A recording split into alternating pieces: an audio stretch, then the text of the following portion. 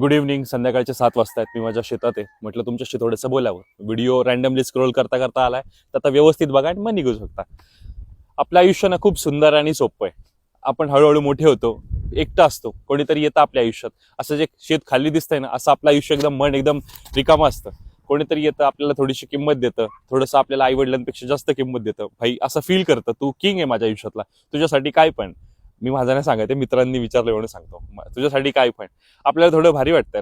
कोणी किंमत देत नव्हतं, कोणीतरी किंमत देणारे आले, भारी वाटतं. एकदम आयुष्य असं एकदम सपाट आहे ना, ते असं एकदम हिरवगार होऊन जातं आणि भारी वाटतं. काही दिवस ते चालतं छान.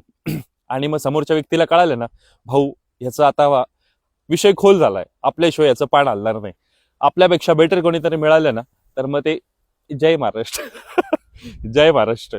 मग त्याच्यानंतर काय होतं, आपण परत असे एकटे पडतो आणि मग ती व्यक्ती निघून जाते. मग आपल्याला खूप जास्त त्रास होतो. आयुष्य एकदा मिळालंय, मन लावून जगायचं. आणि कोणीतरी गेल्यानंतर काय होतं, ती सवय झालेली असते ना, स्वतःला त्रास होतो बाउन्स बॅक, परत कम बॅक करायला वेळ लागतो. तर मी तुम्हाला मनापासून सांगेल, आयुष्य एकदा मिळालंय, ते मन लावून जगा, स्वतःसोबत पहिल्यांदा जगा.